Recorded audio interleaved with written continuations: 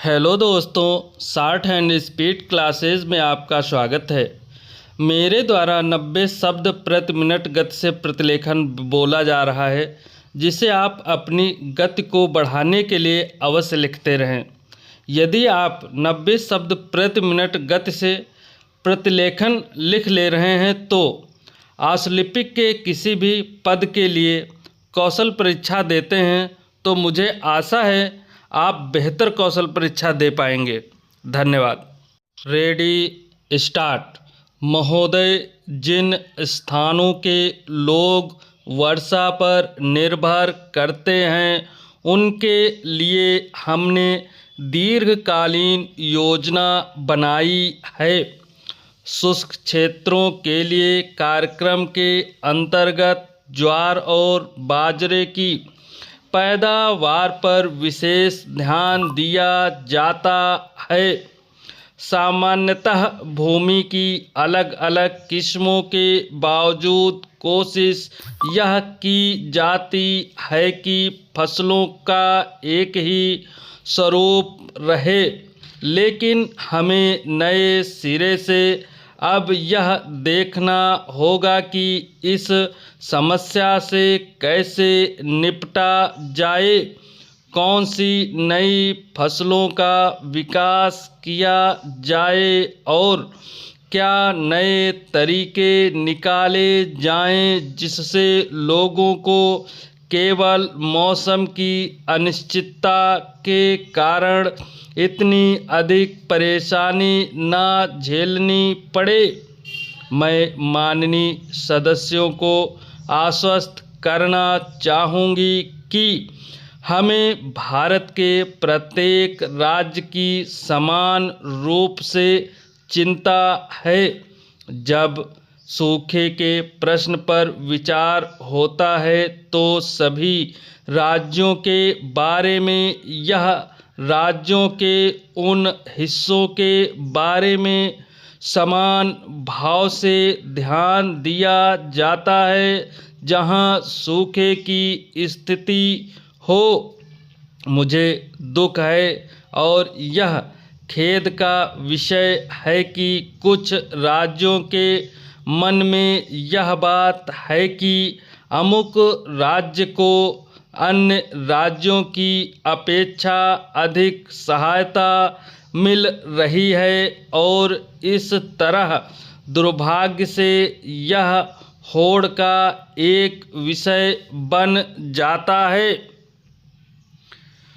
जैसा कि मैंने पहले कहा, यह एक ऐसा मामला है जिस पर हम सबको अपने अन्य मतभेद भुलाकर एक ही उद्देश्य से काम करना चाहिए। इसी तरह से हम मिलजुल कर उन लोगों की सहायता कर सकते हैं जो कष्ट पा रहे हैं। मैं विशेष रूप से विपक्ष के सदस्यों से, उन माननीय सदस्यों से भी जो किसी पार्टी में नहीं हैं, अपील करूंगी कि वे इस राजनैतिक या पक्षधरता का विषय न बनाएं। इस समय की यह एक सबसे बड़ी चुनौती है जिसका सामना करने के लिए सहयोग की बहुत व्यापक गुंजाइश है।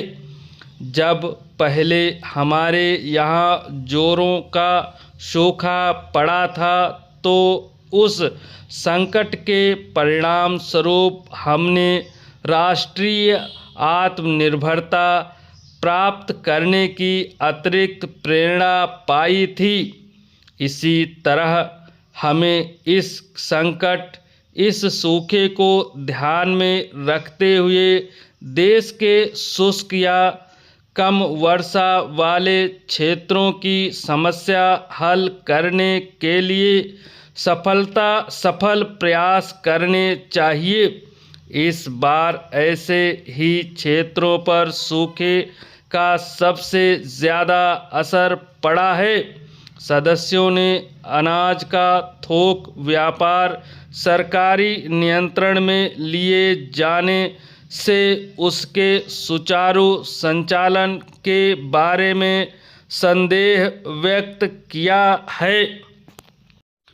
महोदय, मैं यहाँ इस मामले के ब्यौरे में नहीं जाना चाहती, लेकिन ऐसे सभी संभव उपाय किए जा रहे हैं कि यह काम कुशलता से हो और इसके लिए सबसे अधिक योग्य व्यक्ति उपलब्ध हों।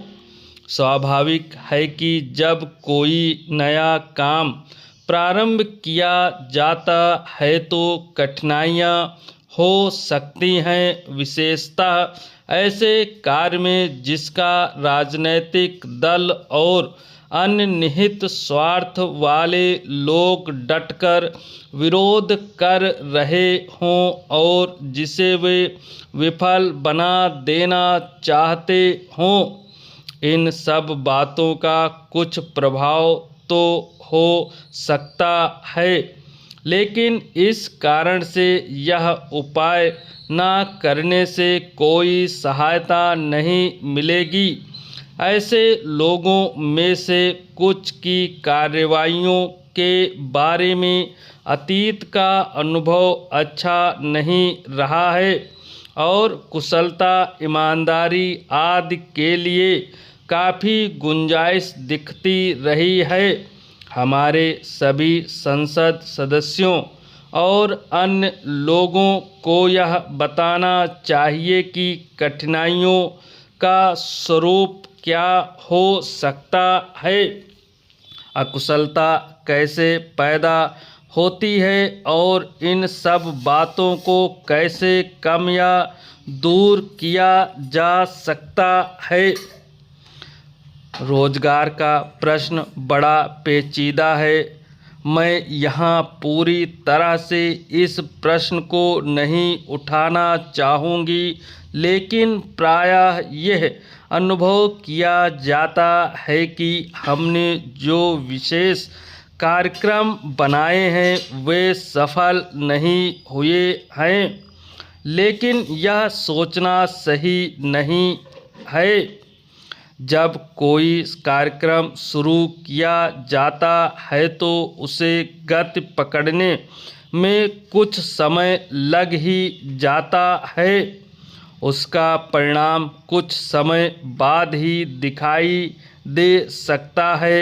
हमने इन कार्यक्रमों की घोषणा काफ़ी पहले की थी। उनकी प्रगति को लेकर मैं भी चिंतित थी। मैंने इस मामले में मुख्यमंत्रियों तथा अन्य संबद्ध लोगों से स्वयं संपर्क किया है। अब इन कार्यक्रमों का सुफल सामने आ रहा है। लोगों को रोजगार के अवसर मिल रहे हैं। हमने यह ना तो कहा था ना सोचा था कि इनसे बेरोजगारी की समस्या पूरी तरह हल हो जाएगी। इसके लिए तो आगे और विकास अनिवार्य होगा और हम यह प्रयत्न कर रहे हैं कि योजनाओं तथा परियोजनाओं के अंतर्गत हमारी कुशल जनशक्ति को काम मिल सके।